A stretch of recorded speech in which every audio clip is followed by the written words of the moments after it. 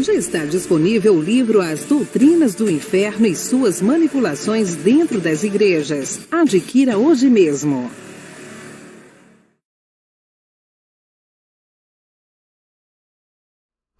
Olá, abençoados! Graça e paz! Bem-vindos ao canal da Graça Pura. E hoje vamos ver mais um destes assuntos que dentro da Bíblia é para o sistema religioso uma outra coisa, como por exemplo que nós vamos ver o arrebatamento, os últimos tempos, a grande tribulação e o anticristo.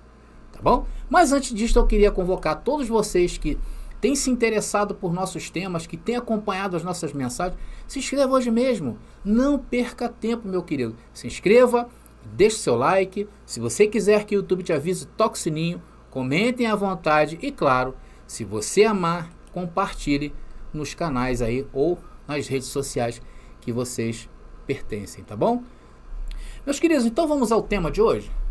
E é sempre importante nós mostrarmos a nossa posição em relação aos temas bíblicos. E é isso que nós temos feito, não é verdade? E a primeira coisa é dizer que nós não lemos a Bíblia como se fosse um livro escrito no dia de ontem, lançado em uma tarde de autógrafo com seus autores. Mas é assim que o sistema consegue entender a palavra. A Bíblia, amados, ela contém vários livros que foram escritos debaixo de várias tradições do judaísmo. Ela não foi escrita embaixo de um segmento que não seja judaico. Ela foi escrita dentro dessas tradições. Desde a fundação do mundo até o seu último assunto. E você sabe qual é o último assunto que a Bíblia expõe para nós? Foi a queda do templo lá em Jerusalém, quando destruíram a cidade, as tropas romanas entraram na cidade de Jerusalém, destruiu a cidade e colocou abaixo o templo, o tão famoso templo.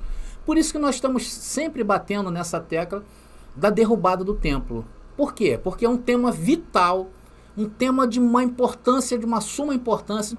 Então, se você quiser entender os assuntos que a Bíblia propõe, você tem que entender a derrubada do templo.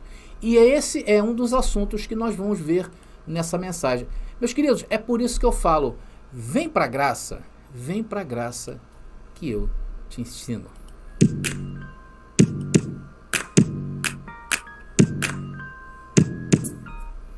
Meus amados irmãos, minha família da fé, lá em Mateus capítulo 24, a Bíblia ela nos informa sobre o fim do mundo. Claro que se nós pegarmos essa parte e nós isolarmos ela do seu contexto e aplicar hoje, nos dias de hoje, como se pregássemos que o mundo fosse acabar, as pessoas acreditariam, não é verdade? Porque o texto ele é muito claro quando ele afirma isso. Por isso que é a necessidade da gente entender os originais da palavra, para nós já desqualificarmos essa mentira. E se eu fizesse isso dentro desse contexto de hoje, apresentando a vocês um fim do mundo, o que eu estaria fazendo com vocês? Mentindo, porque esse mundo de Mateus capítulo 24 foi bem especificado por Jesus. Esse mundo era o fim de uma era, ou o fim do antigo pacto. Mas André, que pacto era esse? Bom, queridos, esse pacto foi feito por Deus junto a seu povo, que ele escolheu para fazer brilhar a luz dele mesmo, a luz do Pai. Então Deus chama a Moisés, entrega a ele um documento, que era como se fosse uma certidão de casamento, porque é esse mesmo termos que nós temos que usar, onde havia o quê? Regras de conduta para que esse contrato permanecesse de pé. Então teria que ter condutas ali para que esse contrato não fosse quebrado. E assim viviam o povo chamado hebreu, ou então o povo de Israel, como queira, chamado por Deus a esse mundo para ser luz. O mundo, e esse mundo era o mundo deles. Esse era o mundo. E a Bíblia está enquadrada neste mundo. A Bíblia não está enquadrada, por exemplo, nos dias de hoje.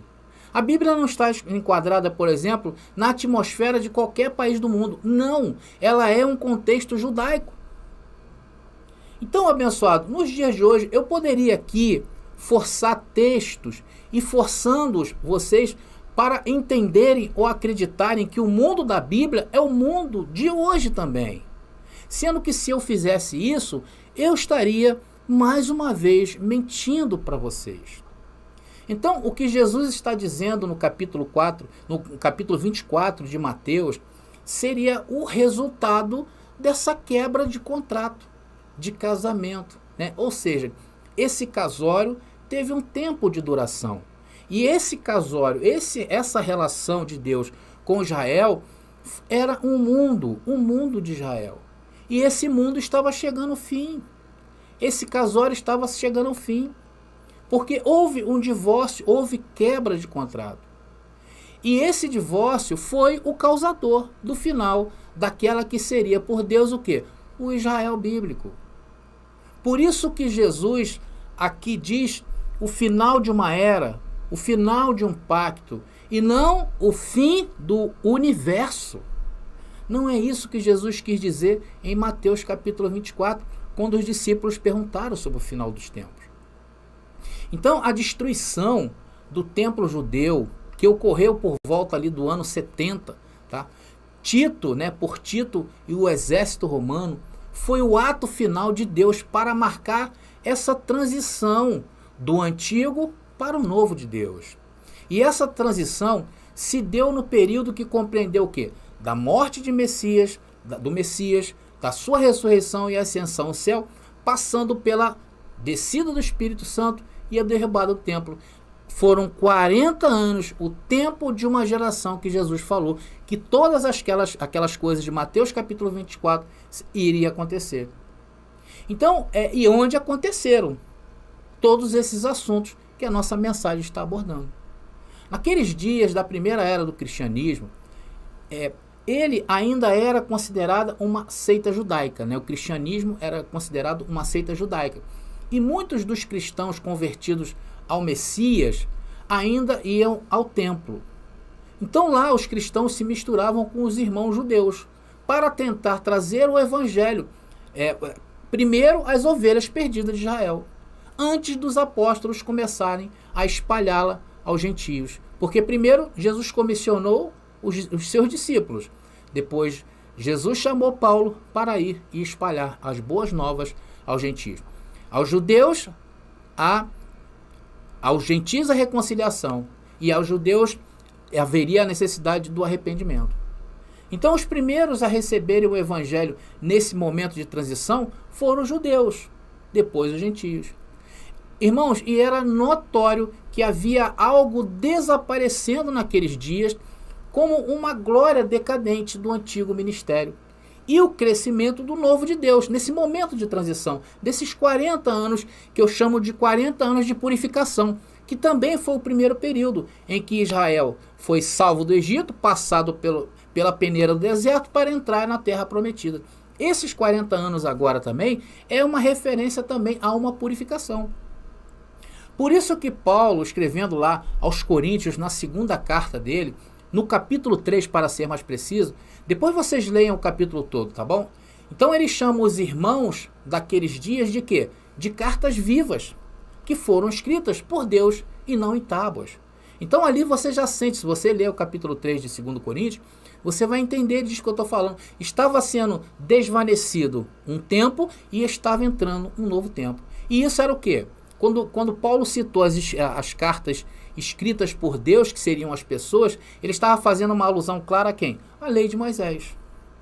Ele também fala em ser ministros de um novo testamento, se você ler lá em 2 Coríntios capítulo 3. Porque aquele testamento havia sido dissolvido por Deus com Israel. E foi por adultério espiritual. Nós vemos isso em várias profecias. O Senhor acusando Israel de ser uma prostituta.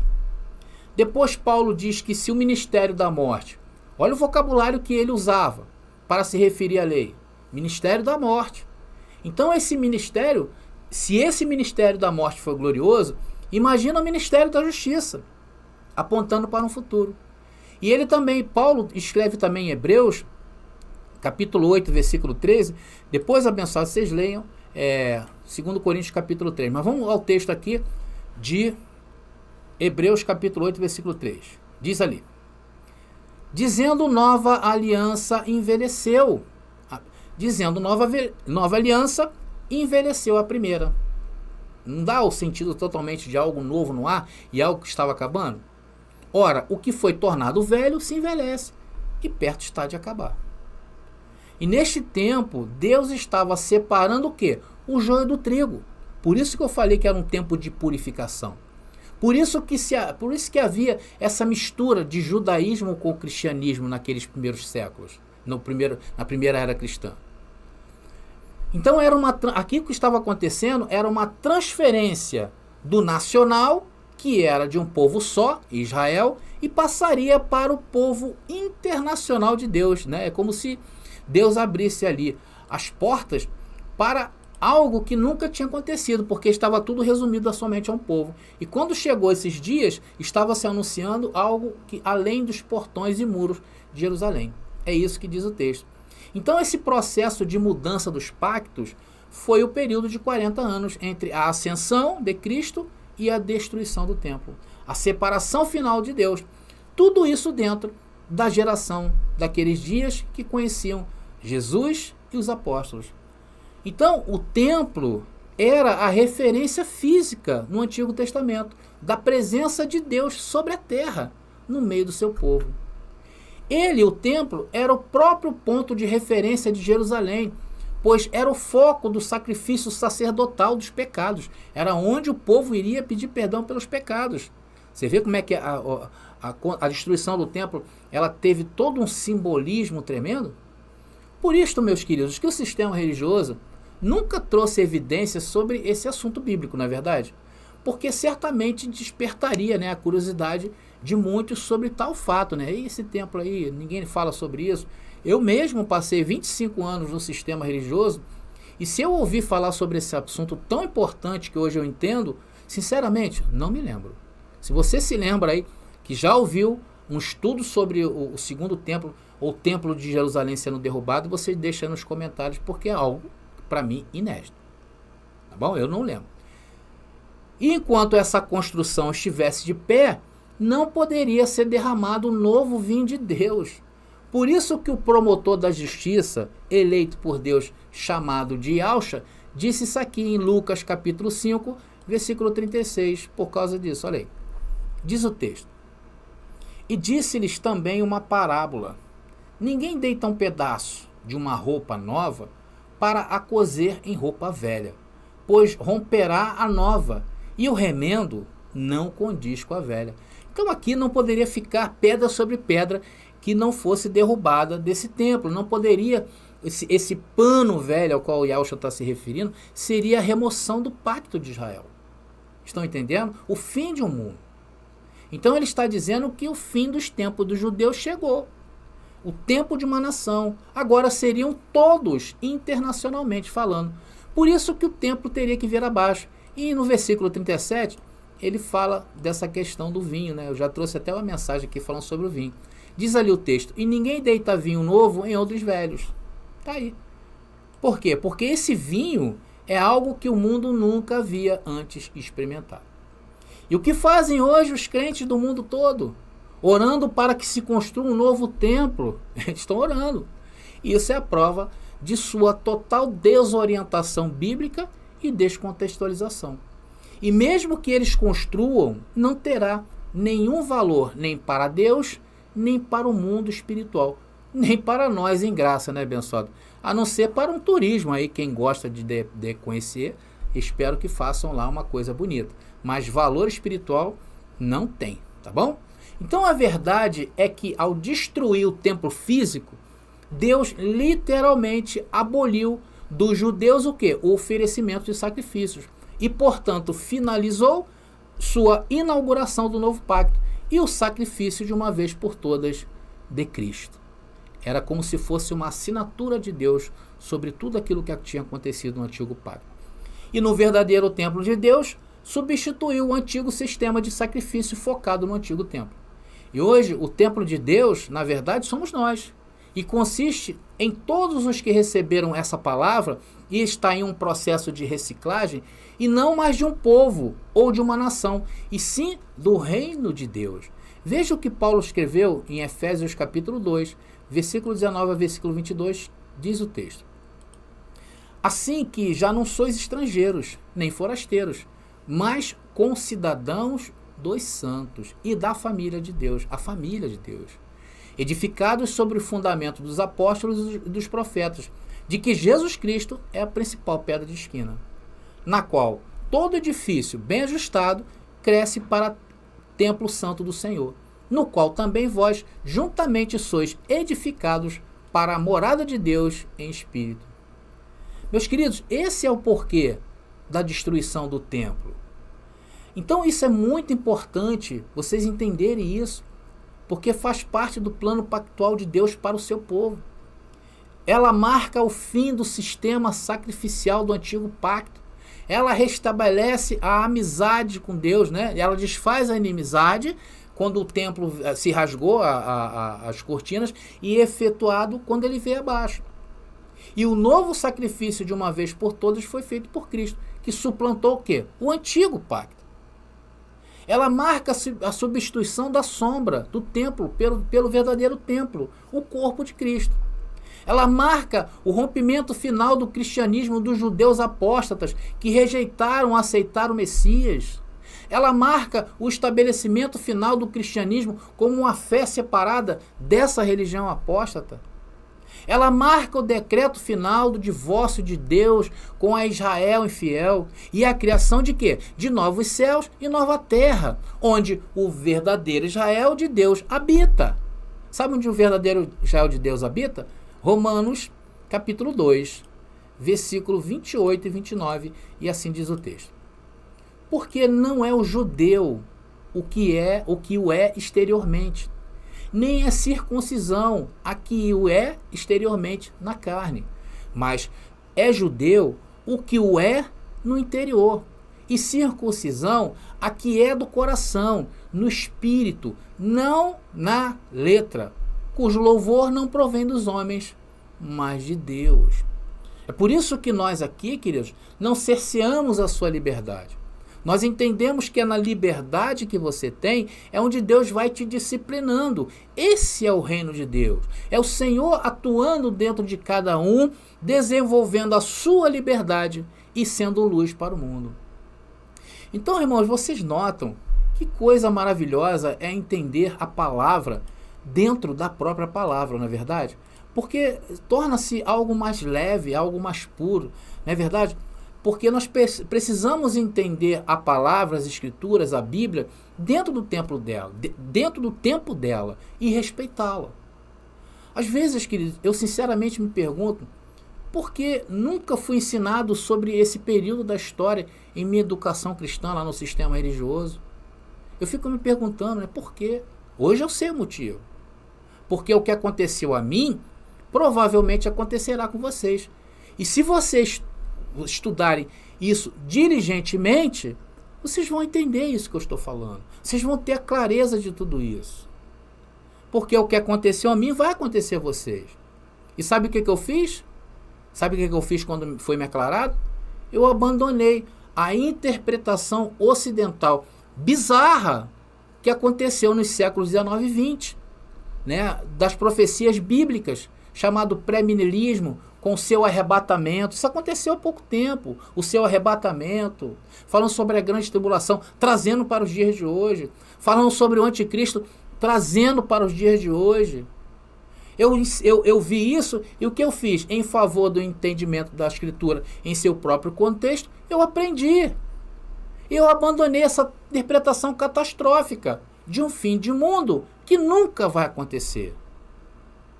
Irmão, se você quiser saber em detalhes sobre cada um desses temas que nós estamos trazendo para vocês, e é de vital importância vocês entenderem, nós temos vários vídeos aqui no canal em que eu já falei sobre arrebatamento, onde eu já falei sobre grande tribulação, onde eu já expus várias vezes a questão do cristianismo, sobre várias temáticas, sobre a questão do fim do mundo.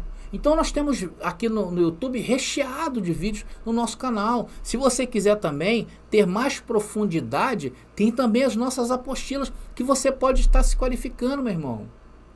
E por que nós dizemos que esses assuntos o sistema trata, como o sistema trata, nós chamamos de mentirosos? Por quê? Porque eles estão descontextualizados da palavra, das escrituras. Elas estão na boca de homens que sequer se dão ao luxo de estudar e pesquisar como você fez, meu irmão. Por isso que quando você chega em graça, não há posicionamento. Eu sei que você pode ter sido lá atrás um grande evangelista, eu sei que você pode ter sido um grande pastor, eu sei que você pode ter sido um grande orador da palavra, um pastor ou um padre aí com vários membros em sua denominação, mas em graça você começa do zero, você reaprende de novo e com uma humildade incrível. Por quê? Porque aquilo que nos conduz não é mais a denominação, e sim as escrituras. Está entendendo, meu irmão? É por isso que você chegou aqui, porque você pesquisou, porque você seguiu firme nessa convicção de que Deus havia te revelado. Então o fato é que eu descobri isso. O que eu descobri? Que eu tinha um velho homem. E o que eu tinha que fazer? Abandonar o velho homem, abandonar a velha igreja, aquela que eu era lá do sistema religioso.